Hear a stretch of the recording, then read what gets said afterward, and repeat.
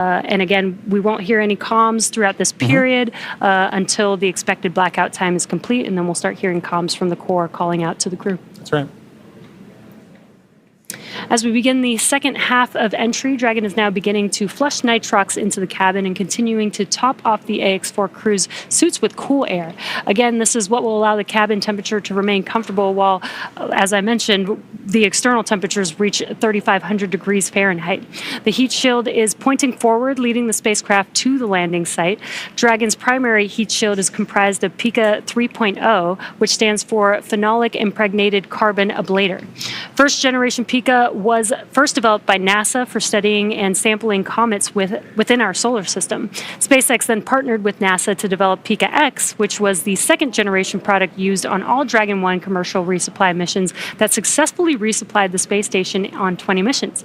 Pika 3.0 was developed specifically for use on Dragon as we prepared to begin flying crew with enhanced structural and thermal properties that optimized the heat shield and drove down cost and mass. The remainder of the Crew Dragon spacecraft is composed primarily of a SpaceX proprietary ablative material. It's another class of thermal protection which is lighter weight versus Pika and protects the underlying composite structure during re-entry to ensure the structural capabilities are maintained.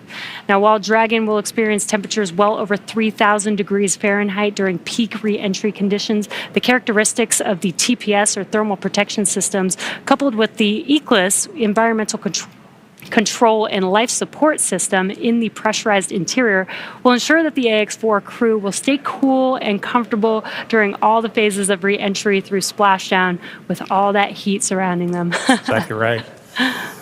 Well, now, as AX-4 set a new benchmark for private astronaut missions with the most research activities executed aboard an Axiom space mission to the International Space Station to date. With over 60 experiments representing 31 countries, the mission showcased the growing global interest in leveraging low Earth orbit for scientific discovery.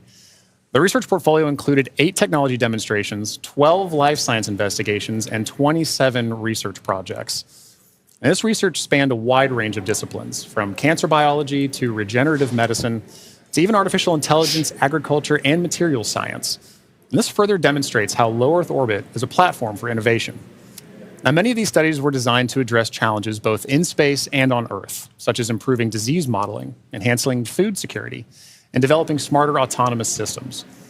Now, the scale and diversity of the AX-4 research portfolio reflect a shift toward more collaborative science on orbit together, positioning commercial astronaut missions as catalysts for advancing knowledge and solving real-world problems. You know, Jesse, I think this is one of the most important things about a mission like this, is it allows us an opportunity to understand we have a number of problems that we're trying to address on Earth, and it is a unique opportunity to be able to go to low Earth orbit and understand some of the key aspects of that kind of research. And missions like AX-4 really allow for those kind of problems to continue to have momentum behind them to be solved. The International Space Station has been tackling so many of these problems for over 2 decades now. Yeah. And that research needs to continue. It needs to keep going. I think a lot of people don't realize that some of the stuff that we have that seem very simple and common to us here on Earth actually sometimes come from the research that happens in space. Exactly right. Exactly right. One of the things we were talking about earlier is a major aspect of long duration spaceflight is the radiation impacts. And I know for me personally, I thought one of the really interesting research topics or research experiments that was being conducted on orbit for AX-4 was looking at what are the different materials and properties that we can use to protect against space radiation.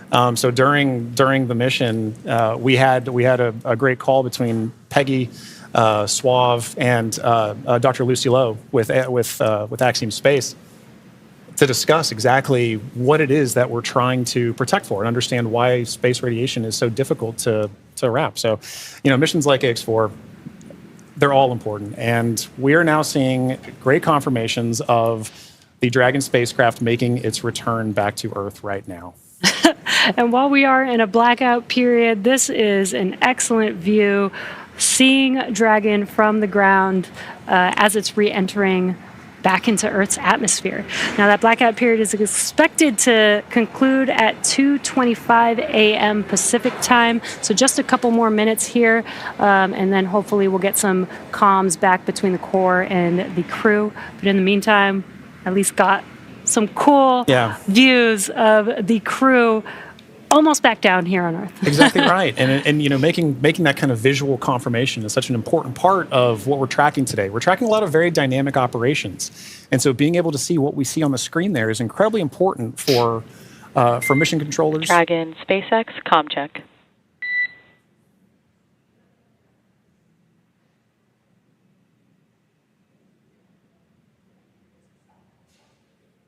Again, we may not hear the crew until they do get those comms back, that acquisition of signal. Dragon, SpaceX, comm check. SpaceX, Dragon, we have you loud and clear. Dragon, we have you the same. Expect automated chute deployment.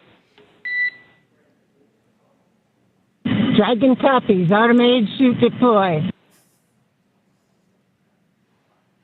And great news, as you heard there, we got comms from the X4 crew. That's exactly what we're waiting for, and I love that you can hear the excitement in Peggy's voice, too. Yeah. It's like she's done this before. Maybe a few times. A great live view on your screen inside of Dragon as they are re-entering the Earth's atmosphere. And we did hear confirmation that there will be the automatic drogue and parachute deployment coming up here shortly. And on your screen with that great live view. GPS converge. Expect nominal altitude for drogue chute deploy. Copy. Nominal GPS chute deploy. And we're going to hear a lot of comms back and forth throughout these last 5 minutes here as the Corps will be calling out their altitude as they're making their way down, as well as when the drogue parachutes deploy and the main parachutes deploy. And then as they get closer and closer to Earth, just keeping the crew updated with how close they are before splashdown so that they can expect that splashdown. Exactly right. Exactly right. And those are the things that crew that you're seeing there on the left side of your screen are following along with their onboard telemetry. And for you at home as well, you can see on your screens as well things like vehicle speed, vehicle altitude.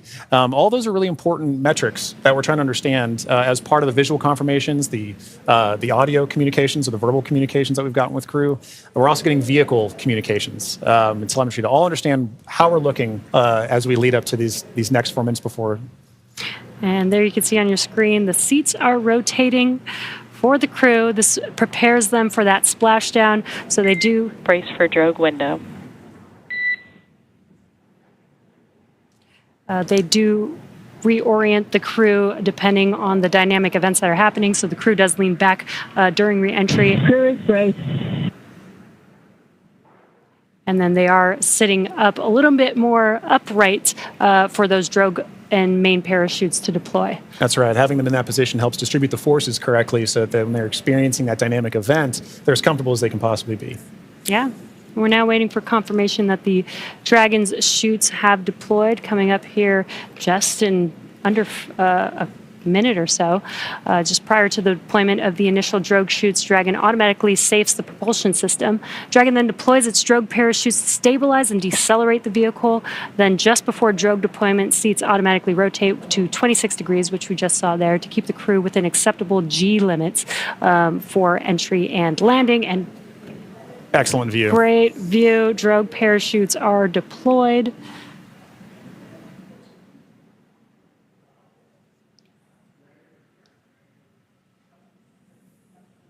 View looking forward. Drogue descent rate nominal.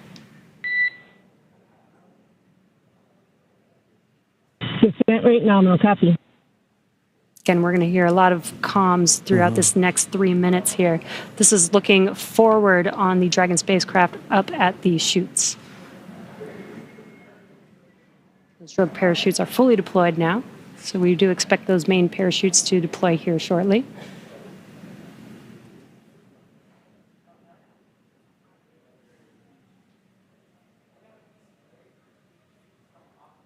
If you're just joining us, we have now confirmed that the AX4 crew on their return home is roughly 2.5 minutes out from splashdown, and our main chutes have deployed. Main chute descent rate nominal. Copy. Main chute descent rate nominal, 1,000 meters for Dragon. We copy 1,000 meters. Great visual confirmation as well as those comms that the 4 main parachutes have deployed. Again, we are going to be slowing down the vehicle from 350 miles per hour all the way down to just about 15, 16 miles per hour by the time that the vehicle touches down and splashes down into the ocean. Exactly right. You mentioned these beautiful visual confirmations that we're getting. An important aspect of today's specific splashdown is that it's occurring at night. That's Dragon 800. Copy 800 meters.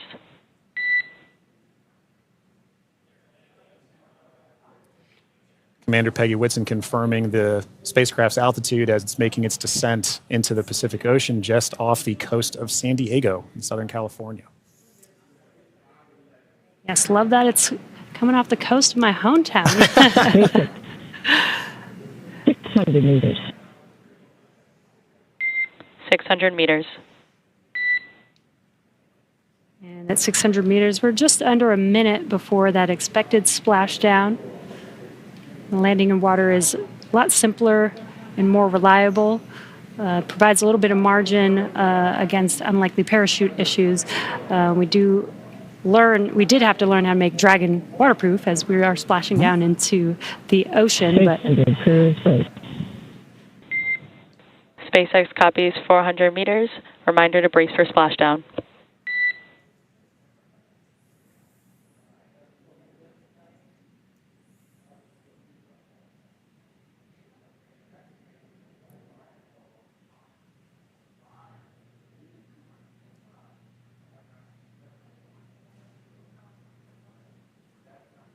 Oh, that's a pretty cool view. Yeah.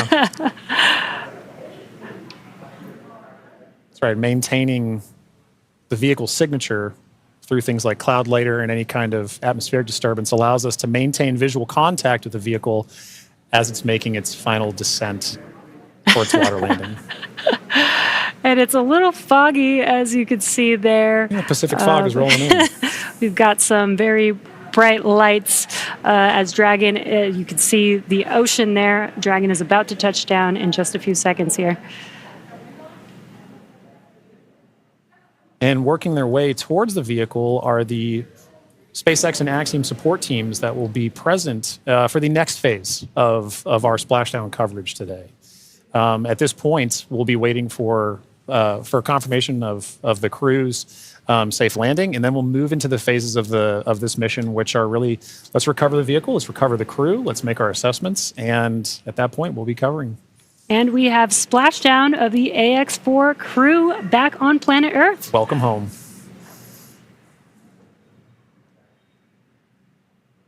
SpaceX Dragon splashdown. We are in Stable 1. SpaceX copies splashdown and Stable 1. On behalf of SpaceX, welcome home.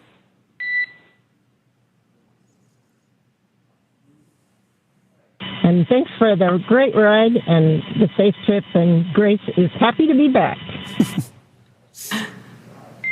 We are happy to have you back home safely as well.